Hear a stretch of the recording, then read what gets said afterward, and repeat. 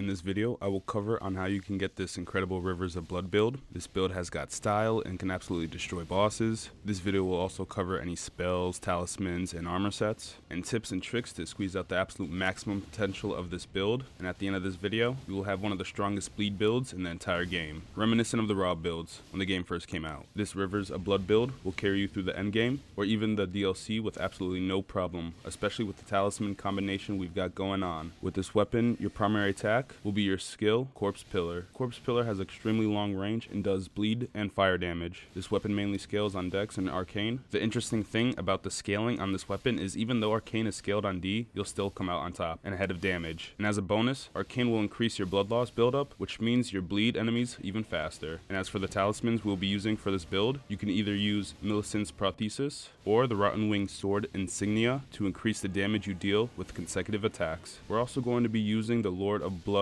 Exaltation for even more damage when bleed procs, since it will increase your attack power by 20% every time blood loss is triggered. You can also use the Shard of Alexander to increase the damage of Corpse Pillar by 15%. And finally, for the time being, we're going to use the Carrion Filigreed Crest to preserve your FP better, since you'll be spamming Corpse all the time. We can also use the Sacrificial Axe in our offhand to gain some FP back when we kill some enemies. Considering that you should be going with Corpse Pillar as much as you can over your light or heavy attacks, the Sacrificial Axe will give us FP with every kill we get. So this is going to help you get your FP back, which will allow you to use your ability much more frequently. We're going to switch this out with something better as we upgrade this build. And now for the armor. We have a few options between style and function, or a mix of both. Of course, you can stick with the default samurai armor set if you like the look of it, or you can use the Ronin set, which I personally like the look of. You can also use the Okina mask, which will increase your dexterity by 3, or the white mask, which will increase your attack power by 10% for 20 seconds if something around you suffers from blood loss. And considering this will happen all the time, it would be a significant addition to our build. Now what makes our build so great is this old man, and yeah, we're going to have to steal his clothes. On-box set has a unique ability of boosting the power of blood-based skills by 14%, which is a huge buff for us, plus his clothes does have some fashion to it. You might have realized now, if we end up getting on-box set, we'll be entering a new game plus, because the only way to get his armor is to fight Consort Radon and completing his quest. So we will also have the opportunity to get and use both the Rotten Winged Sword Insignia and Millicent's Prothesis, and use both talismans together. At that point, we'd have the perfect combination of talismans for this build. Another amazing strategy you can use with this build is using the Ash of War Seppuku in order to activate the Lord of Blood Exaltation and White Mask's buff. Although I understand spamming buffs is annoying, which is why we're mostly going to be depending on our passive effects of our talismans and armor. Moving on to the stats for this build, considering this is an end game build, level 150 is going to be the minimum, and you can fill out the extra points wherever. Now the 60 vigor is mainly because we're going to be playing a hyper aggressive playstyle, which means we'll probably take a few hits, and being able to stay alive and being able to proc bleed on bosses and enemies is important, considering the weapon doesn't really break poise all that much, but we will be able to stun enemies whenever the enemies bleed. 30 mine ensures a good FP pool for using Corpse Pillar frequently. Without enough FP, you'll struggle and might need to consume your FP potions, which is not ideal. 18 endurance gives more stamina and some equip load. Stamina is an issue with this build. You'll carry a weapon in your offhand and probably a seal, so some equip load is necessary. Medium to light armor with points and endurance helps with this. Strength is not really required for this build, so it can sit at 12, or you can hit the soft cap of 20. And between Arcane and Dexterity, 58 Dexterity boosts Corpse Pillar damage and weapon damage. Damage increases start being negligible around this point, so both Arcane and Dexterity are at similar levels. Arcane might outweigh Dexterity slightly, so prioritize it. It also helps with increasing the blood loss builder, which is why anything over 50 Arcane is a sweet spot for damage spells or weapon attacks, making it a solid choice. And hopefully I gave you guys the best tips and tricks for this bleed build, and if you guys did enjoy the video, please leave a like, subscribe, turn on notifications. It has been your boy Warling 4,